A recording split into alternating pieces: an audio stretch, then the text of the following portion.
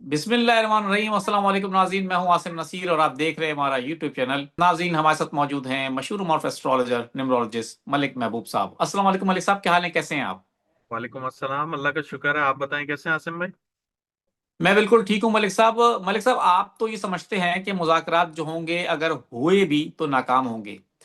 तहरीक तहफ़्फ़ुज़ ने पाकिस्तान के सरबराह हैं महमूद खान अचकज़ई साहब, उनका ये कहना है कि अगर मुज़ाकरात होते हैं तो हुकूमत की छुट्टी कराने के लिए होंगे। यानी कि इतना बड़ा मुतालबा कर दिया है उन्होंने कि जिससे लगता है कि मुज़ाकरात अब होंगे नहीं। यानी कि वो ये हुकूमत से इनडायरेक्टली क्या डायरेक्टली कह रहे हैं कि इस हुकूमत को ख़त्म करें, आए बैठते हैं, नए इंतखाबात की बात करते हैं, खान साहब की रिहाई और असीरान की रिहाई। ये मुतालबात समझ लें एक तरह से कोट एंड कोट सामने आ रहे हैं तहरीक तहफ़्फ़ुज़ ने पाकिस्तान की तरफ से, यानी कि पाकिस्तान तहरीक इंसाफ के भी ये मुतालबात हैं।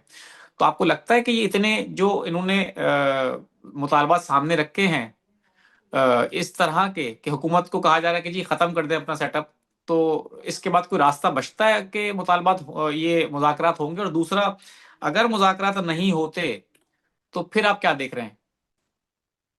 मैंने आपको ये बोला था, ये मुज़ाकरात की जो गेम है ना, ये 15 जनवरी तक लगी रहेगी और इसका कोई हासिल वसूल नहीं है। ठीक है।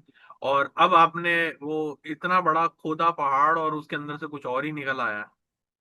तो मतलब पहले इन्होंने ये मुज़ाकरात का टाइटल लगाया रखा हर जगह पे, हर जगह पे यही बातें चल रही थी। खैर, इस बहस में नहीं पड़ता है।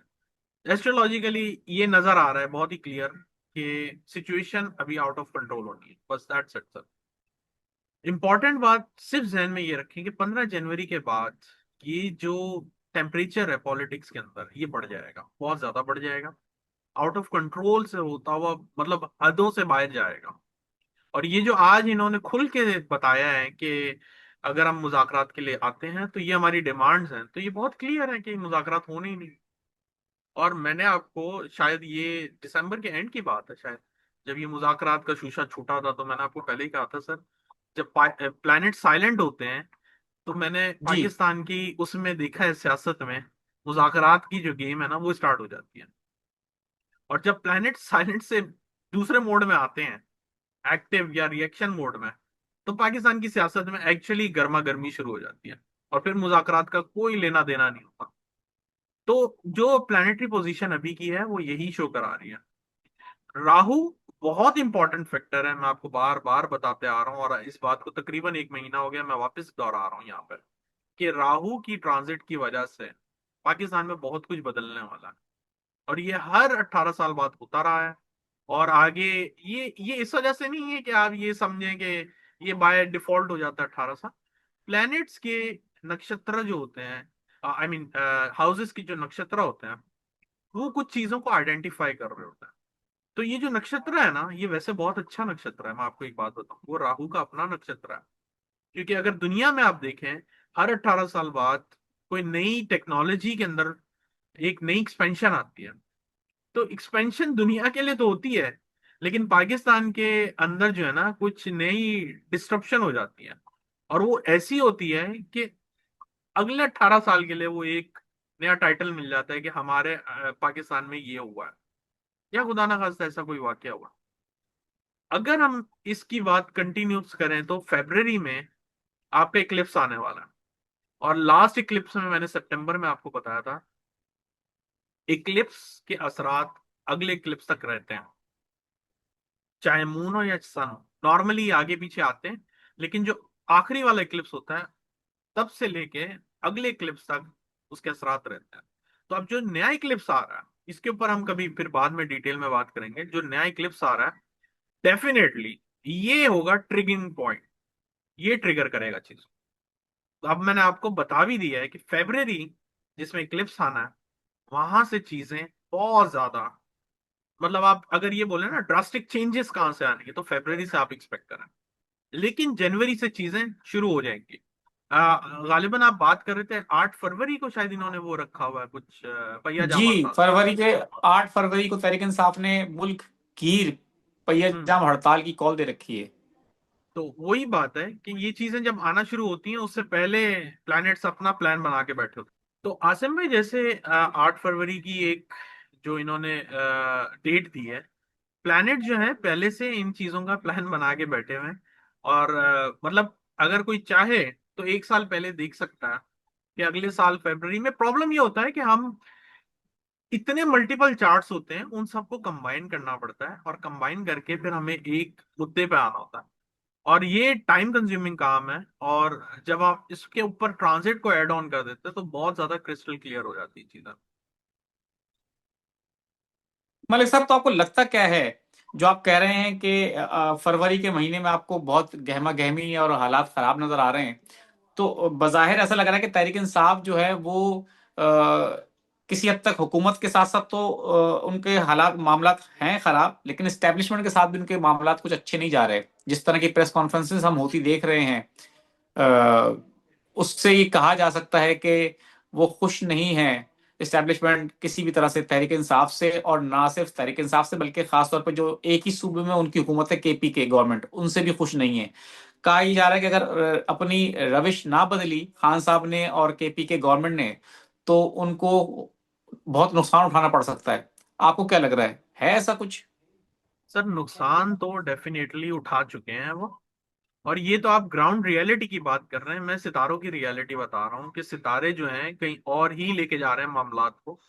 और यही एक दुआ है कि उस तरफ हम ना जाएं, उससे पहले कोई सोल्यूशन निकल आए। लेकिन अगर हम पास एक्सपीरियंस को देखें तो चाहे ना चाहें ये सिचुएशन सामने आ जाती है, ड्यू टू एनी सर्कमटेंसेस। किसी भी वजह से कुछ भी होता है कि सिचुएशन ना चाहते हुए भी वहां तक पहुंच जाती है। और एक बात याद रखिएगा कि तहरीके इंसाफ, मैं बार बार आपको रिपीट कर रहा हूँ, जो एक मुश्किल दौर था उससे निकल चुकी है। और नवंबर से अब तक आपको शायद ग्राउंड रियलिटी में ये भी नजर आ रहा होगा कि ये बहुत पावरफुल तरीके से अब एक्ट ऑन कर रही है, कोई भी चीज हो। लेकिन somehow they are taking control. अब वो कंट्रोल लेने के हालात में पहुंच चुकी है। अगर आप ये बोलते हैं कि ग्राउंड रियलिटी बिल्कुल इसके ऑपोजिट है, तो ये भी तो आप एक्सेप्ट करें कि ग्राउंड रियलिटी में उनका जो स्टेटस है वो अब चेंज होता हुआ कहीं और जाता हुआ नजर आ रहा है। तो चीजें अभी मूव ऑन होंगी, मजीद होती भी आपको नजर आएंगी। बात यह है कि अ, हमारी जो व्यूअर्स हैं, जो हमारे देखने वाले हैं, वो चाहते हैं कि आज प्रिडिक्शन हो और कल जो है इसका रिजल्ट आ जाए। तो एस्ट्रोलॉजी इस तरह से काम नहीं करती।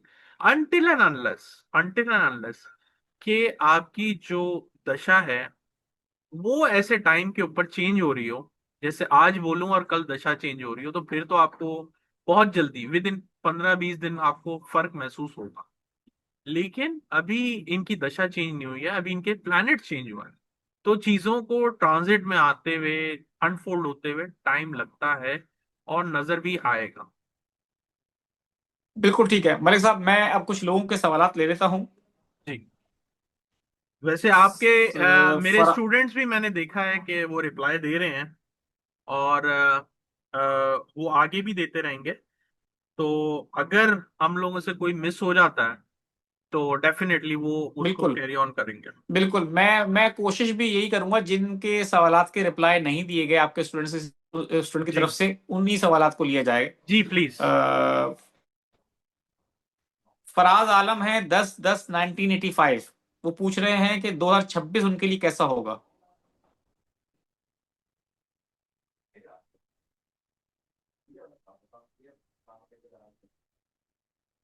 आफ्टर अक्टूबर मुझे ऐसा लगता है थोड़ा सा कॉम्प्लिकेटेड होने वाला है, थोड़ा सा एग्रेसिव नजर आते हैं मुझे। लेकिन सही चलेगा, इतना कोई मसला नहीं। ये साल इनका बहुत अच्छा चल रहा है, अक्टूबर से लेके अक्टूबर 2026 तक। मुसब कुरैशी हैं, 21 जुलाई 2005 इनकी डेट ऑफ बर्थ है। वो पूछ रहे हैं कि मेरे लिए इलेक्ट्रिशियन का कारोबार ठीक है या जॉब। ये तो जायचे से पता चलेगा, लेकिन मैं देख सकता हूँ। आपके लिए बाहर जाना ठीक है, आप बाहर के लिए ट्राई करें, बहुत अच्छा टाइम चल रहा है। बिल्कुल ठीक है। मोहम्मद नाम है, डेट ऑफ बर्थ है 27/8/1989। वो कह रहे हैं कि currently I am working partner with my brother in law, और I want to start my own shop now. According to numerology, is this the right time? After August definitely right time है। After August सोचें तो ज्यादा बेहतर रहेगा। थोड़ा सा depression में नजर आ रहे हैं, but things will be fine. ठीक है। 26 फरवरी 1989, पूछ रहे हैं कि वो यूरोप के स्टडी वीजा के लिए 2026 में अप्लाई कर दें।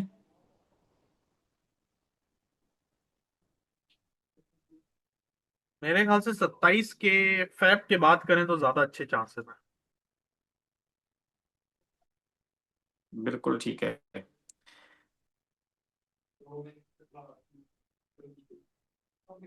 भाई। पहले भी क्वेश्चन किया था, आपने आंसर नहीं दिया, प्लीज बता दें। औरंगजेब 17 दिसंबर 2001 इनकी डेट ऑफ बर्थ है। वीजा अप्लाई किया है ऑस्ट्रेलिया का। तो वो सवाल से कह रहे हैं वर्क पहले स्टडी था, अब कब तक लगेगा, 3 मंथ हो गए हैं अप्लाई किए। ये साल आपका अच्छा लग नहीं रहा, देखते हैं, अल्लाह मालिक है। बिल्कुल ठीक है मलिक साहब, और भी कुछ सवाल हैं, लेकिन माजरत चाहूंगा उन लोगों से जिनके सवाल नहीं ले सका। अगले व्लॉग में डेफिनेटली कोशिश करेंगे। बहुत बहुत शुक्रिया हमें वक्त देने के लिए। नाज़रीन, यहाँ हमारे व्लॉग का वक्त खत्म। मुझे और मलिक महबूब साहब को दें इजाजत। आखिर में हमारा वही पैगाम है, मुस्कुराएं, प्यार बांटें और अपने आसपास के लोगों का ख्याल रखें। अल्लाह हाफिज।